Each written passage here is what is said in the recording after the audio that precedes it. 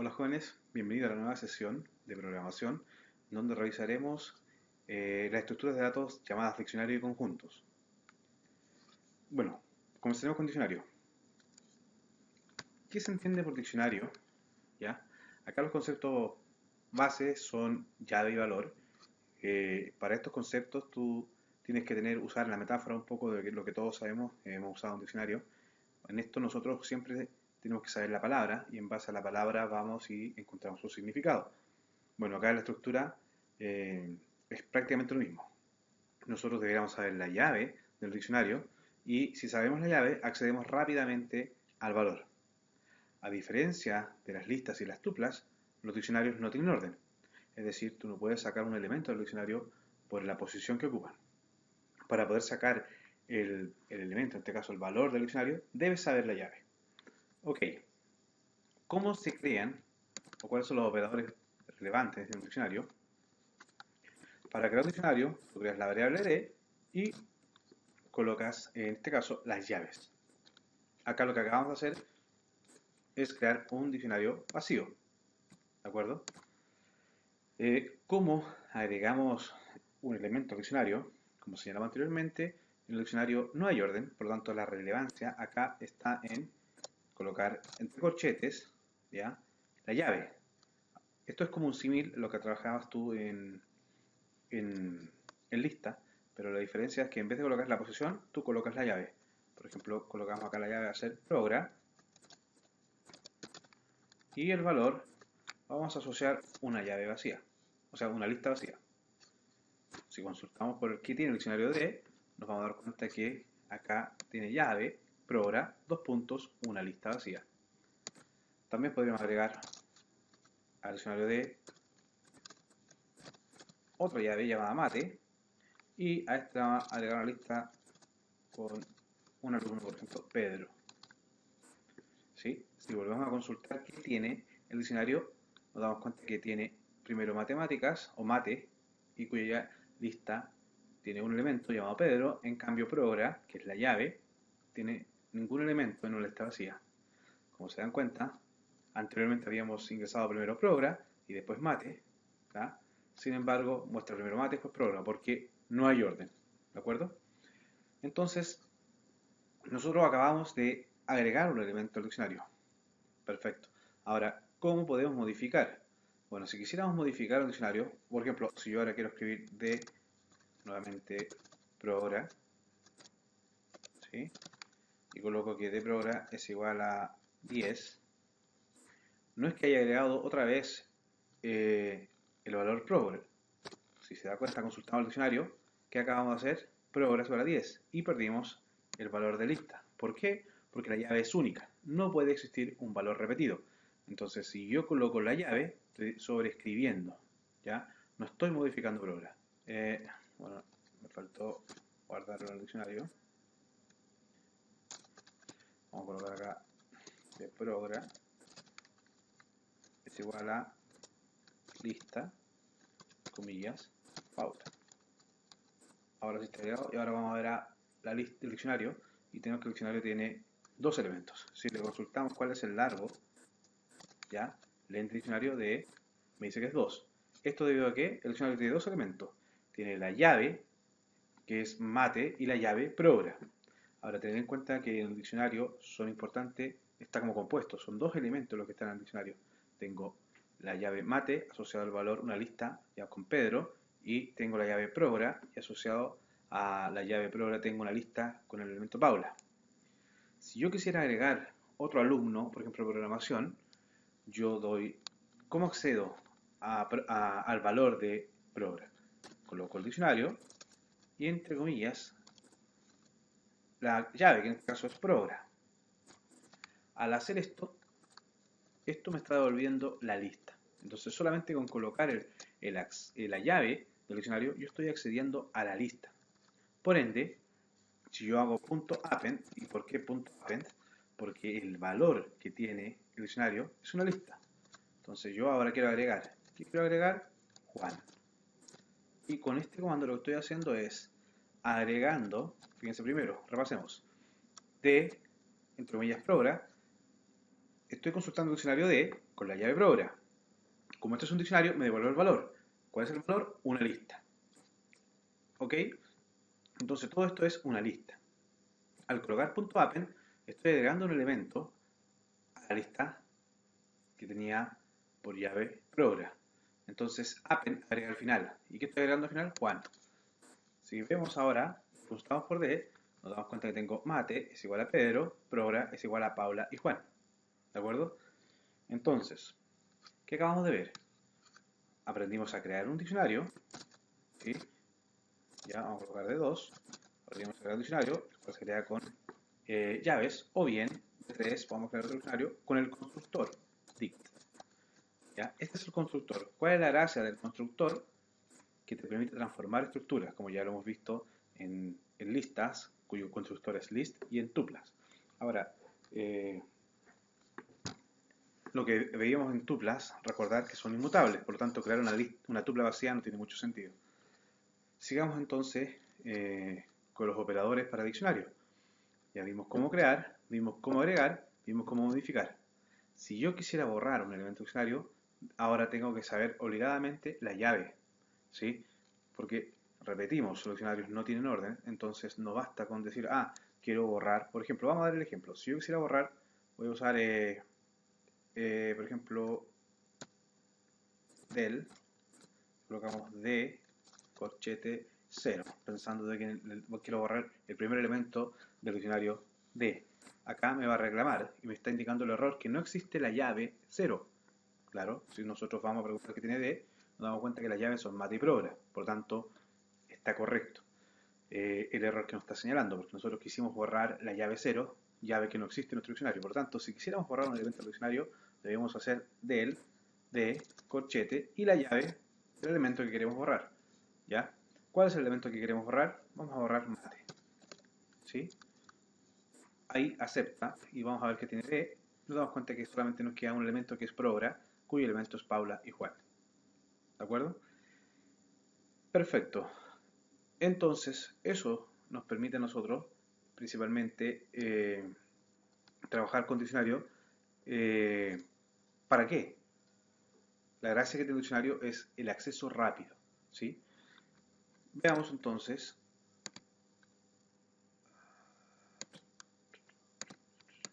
Acá, lo que tenemos acá es lo siguiente. Ya habíamos visto un diccionario llamado teléfono, cuya llave es Pepito y cuyo valor es este número de teléfono. ¿De acuerdo? ¿Cómo nos damos cuenta que este es un solo valor? Porque están los dos puntos y luego viene la coma, indicando que acá viene el siguiente valor. Si le sacáramos el len a teléfonos, nos daría como resultado el len, que es 3. Veamos ahora ejemplos prácticos. Acá lo que estamos haciendo es crear un diccionario vacío, ¿sí? Posteriormente estamos agregando al diccionario de la llave A, donde el valor asociado a la llave A va a ser 5. Posteriormente agregamos la llave X, donde el valor asociado a la llave X es el 12. Y por último, agregamos la llave M, cuyo valor es 8. ¿Sí? Si consultamos por el diccionario D, Python nos va a arrojar esta consulta, ¿sí? Donde notamos nuevamente que no hay un orden. Dejarlo bien en claro. No hay orden, como lo tienen las listas, porque para sacar los elementos de la lista nosotros podemos acceder por posición, acá no. ¿Sí? Nos damos cuenta que está A el valor 5, M8, X12. Si después siguiésemos ingresando elementos, por ejemplo, en la llave F asociada al valor 5, podemos darnos cuenta acá que no hay problema de que el valor esté repetido. Es más, el valor puede estar repetido, lo que no puede estar repetido son las llaves. Por eso en el siguiente ejemplo, cuando queremos agregar, si solo estamos pensando que acá estamos agregando el valor X otro valor, estamos equivocados. Lo que estamos haciendo prácticamente acá es modificar el valor que tenía asociada la llave X. Si nos damos cuenta acá arriba, la llave X anteriormente tenía asociado el valor 12, pero con este comando ahora estamos haciendo que el valor X quede asociado al valor menos 10. Por eso, cuando consultamos acá por qué valores tiene el diccionario D, obtenemos como resultado que A vale 5, como lo hemos señalado arriba, F vale 5, ¿ya? Como lo mencionaba recientemente, M vale 8 y X vale menos 10. Es decir, X perdió el valor 12 y ahora vale 10. Eso con respecto a cómo podemos modificar. Perfecto. Ahora, veamos operaciones que podemos aplicar a los diccionarios. Si nosotros tenemos un diccionario, ¿sí? Recuerden gráficamente cómo identificar un diccionario. Primero, las llaves. Y segundo, es un par ordenado. Tenemos llave, valor, que se está separado por los dos puntos. Perfecto. En este caso, si sacásemos el len de patas, nos damos cuenta que es 1, 2, 3, 4, 5. ¿Sí? El diccionario de patas tiene 5 valores. Ahora, tenemos ciertos comandos. Por ejemplo, si hago patas.values, ya, como este comando lo indica, values, ya, me está generando una lista con los valores del diccionario patas. Es decir, 2, 8, 4, 4, 100. ¿Sí? Ahora, si usamos el comando items, generamos una lista de tupla. ¿Ya? Esta lista de tupla, donde cada elemento de la lista va a ser una tupla, y la tupla tiene la forma llave, valor. Por ejemplo, cuando hago patas.items, genero la lista de tuplas, cuya tupla es llave, humano, valor 2, pulpo 8, gato 4, y así sucesivamente para todos los elementos que componen este diccionario. Por último, tenemos acá el operador key, que es hacer patas.case. Generamos lo siguiente, una lista con las llaves del diccionario patas. Acá hay una cosa llamativa que lo pueden usar para operar, que ustedes cuando hacen un patas.values y posteriormente hacen un patas.keys, esta lista sí queda ordenada en base a posición. Si se dan cuenta, el primer elemento del patas.keys es el humano, si hacen patas.values también es el 2. Después pulpo, que es 8, gato, que es 4, perro con 4. Es decir, estas listas quedan correlacionadas por posición. Ahora, hacer patas.keys me genera una lista con las llaves. Es exactamente lo mismo que hacer que este diccionario convertirlo a lista a través del constructor. Es decir, si yo hago list de patas, también genero una lista con las llaves del diccionario patas en este caso. Al igual que las listas, también tenemos el operador in, ¿ya? Y acá, ¿qué es lo que estamos haciendo? En este comando estamos preguntando si, en este caso, perro está en patas. Al colocar patas a seca, estamos preguntando si esta variable se encuentra dentro del diccionario, pero dentro de la parte de las llaves del diccionario. Si yo digo perro in patas, me dice que true. En cambio, si yo digo 8 in patas, pese a que ustedes pueden ver acá arriba, el 8 pertenece al diccionario, me va a decir que es falso. ¿Por qué? Porque 8 no está en las llaves del diccionario, sino que está en los valores. Para que esta consulta me hubiese dado true, debe haber consultado es 8 in patas.values. Perfecto. Ok, acá tenemos un ejercicio que nos dice escribe una función contar letras que recibe un string y retorna un diccionario que indique cuántas veces aparece cada letra. Perfecto. Para hacer este ejercicio, vamos a hacer def contar letras. Como lo indicaba acá, esta función debe recibir una palabra, ¿sí? Y esta función debe contar cuántas veces está esa letra dentro de la palabra. Si lo pensamos como veníamos trabajando anteriormente, debiésemos crear muchos contadores y no sabemos cuántas letras diferentes hay, ¿ya? Por tanto, esta es una de las características o una de las bondades que nos va a permitir el diccionario. Entonces, veamos. ¿Qué deberíamos hacer nosotros? Debiéramos recorrer ya las letras de la palabra. Pero antes, vamos a crear un diccionario vacío, ¿sí? Luego vamos a hacer for letra in palabra, ¿sí? Recuerden que cuando estamos recorriendo con un for a un string, estamos prácticamente deletreando. Vamos a hacer un ciclo donde en cada ciclo vamos a ir obteniendo una letra de la palabra hasta que no nos queden más letras porque las hemos sacado o hemos recorrido todas las letras de la palabra. Ok, aquí en este for lo primero que hagamos es tener la primera letra de la palabra. ¿Qué hago ahora? Tengo una letra, debería preguntar si la letra ya la tengo considerada o no. Entonces acá viene un condicional. Si la letra está en el diccionario, ¿sí? Si está en el diccionario significa que ya la hemos contado alguna vez, por lo tanto yo debería actualizar. ¿Y cómo actualizábamos o cómo modificábamos un valor de diccionario? Era el diccionario y la llave, en este caso de corchete letra, más igual 1, porque significa que ya la encontré, entonces el contador deberá aumentar en 1. ¿Sí? Y si no, si la letra no está en el diccionario, significa que la debo agregar al diccionario por primera vez, ante lo cual yo coloco de corchete letra es igual a 1. ¿Sí? Notan la diferencia. Veamos la primera vez. Obviamente, cuando saque la primera letra de la palabra, voy a preguntar si esa letra se encuentra en el diccionario. Como el diccionario está vacío, no va a entrar a esta sentencia y se va a ir a esta parte del else. En este caso, acá en el else, yo digo, ahora agrega la letra, ¿ya?, al diccionario con el valor 1. ¿Por qué el valor 1? Porque es la primera vez que la encuentro.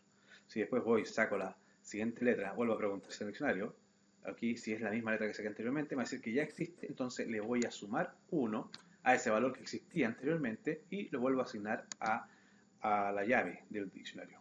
Bueno, eso es todo. Entonces yo acá, cuando termina el for, significa cuando ya terminé de recorrer toda la palabra, lo que hago simplemente es retornar D. ¿Sí? Nosotros podríamos comprar aquí print, por ejemplo, y vamos a contar cuántas letras tiene, cuántas letras, y vamos a decir aquí la palabra paralelepípedo. ¿Sí? Acá vamos a ejecutar, nos va a pedir grabar, pues hagamos, ¿cierto? Y vamos a colocar acá diccionario y guardamos. ¿Sí?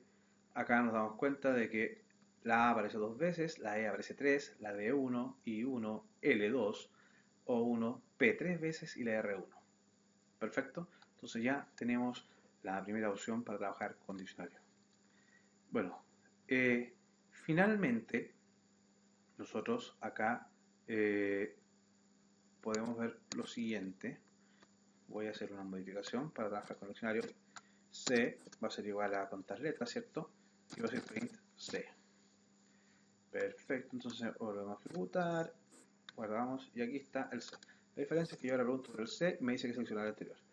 Lo último que nos falta ver ya es cómo recorrer un diccionario. Pero acá quiero hacer una aclaración. Los diccionarios no se recorren. ¿Por qué razón? Porque la esencia de los diccionarios es, si yo sé la llave, acceder directamente a los elementos. No obstante, Python cuenta con algunos operadores, como los vimos ya, values, items y el operador keys, que nos permiten generar una lista. Y como ya generamos una lista, sí podemos valernos de lo que ya sabemos, podemos recorrer esa lista. Por ejemplo, si yo coloco C, a ver, Z es igual a C.items.